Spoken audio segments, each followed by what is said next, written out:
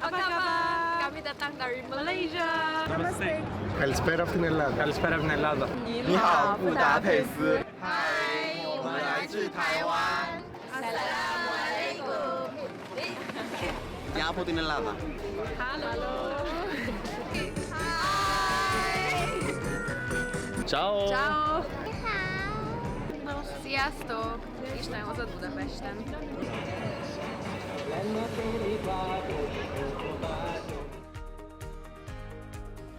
Budapest is a melting pot, a country full of different nationalities, people coming from different continents, backgrounds, and languages.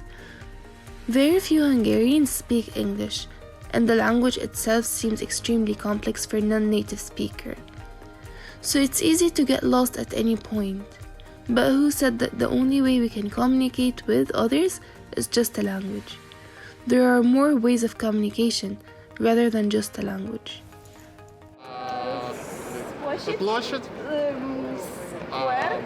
Круг. С домами. And You mean like Metro M? Like yeah. Yeah. So that way and then Just like straight. 0 meters. 200 meters? Ah, okay. Yes. Good. So I think, okay. I think Просто иди в ту сторону и все. okay then. Туда. Thank you so much. Bye. Have a nice day. Exchange shop. The exchange shop, you know, exchange. I go على طول. على طول. forward, بعدين شمال. left, Okay. بعدين and then I turn. circulate around, مش بعرف Okay. اتكلم. and then go right, and then down, And then stop, so stop, left, no, forward, left, around, then stop. Okay. An interesting story about language. I have a funny story. I was at a festival last year with my friends, and we started talking with another group, and my friend started to talk to one of the guys from the group, and he started speaking in English, and the other guy spoke English as well, and I just heard that he had a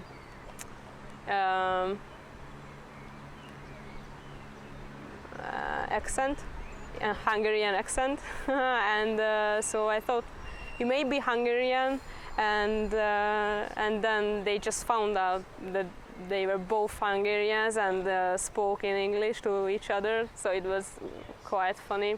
All my childhood, I could not pronounce my own name because I couldn't pronounce normally the R, the R.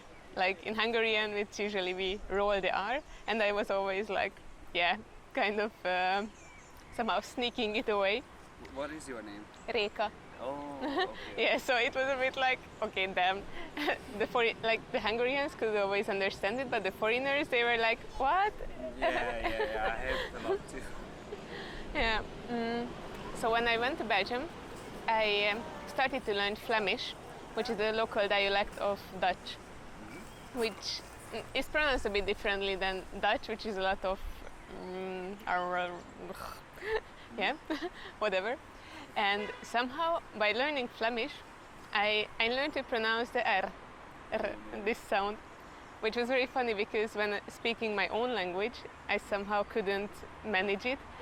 No matter how many years I went to the logoped, you know, the speech correction. Speech correction, yeah. Yeah. Like I spent so many years on this after-school classes, practicing and trying to learn.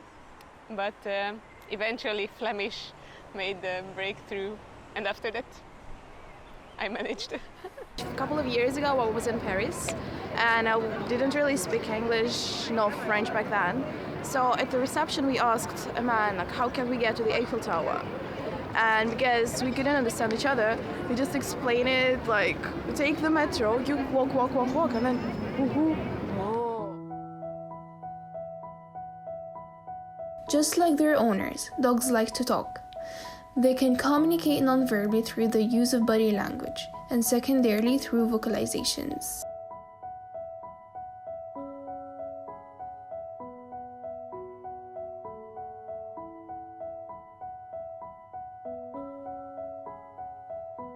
Babies love to talk with their own form of baby talk, and they hope you will baby talk right back. Long before they can speak clearly, babies understand the general meaning of what you're saying by absorbing the emotional tone and the body language.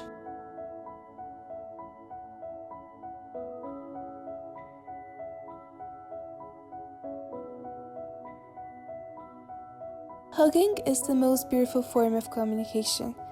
This is one of the most amazing things we could ever give to another person. It helps you communicate your feelings in a way words can't. I'm a tango dancer, and in tango, which is like a language in itself, so there is a whole dynamic of leading and following. So the leader in the dance suggests the movement, and the follower is like following and making their own shape, and it's a whole different level of communication, which is like, it's a whole life chapter in itself.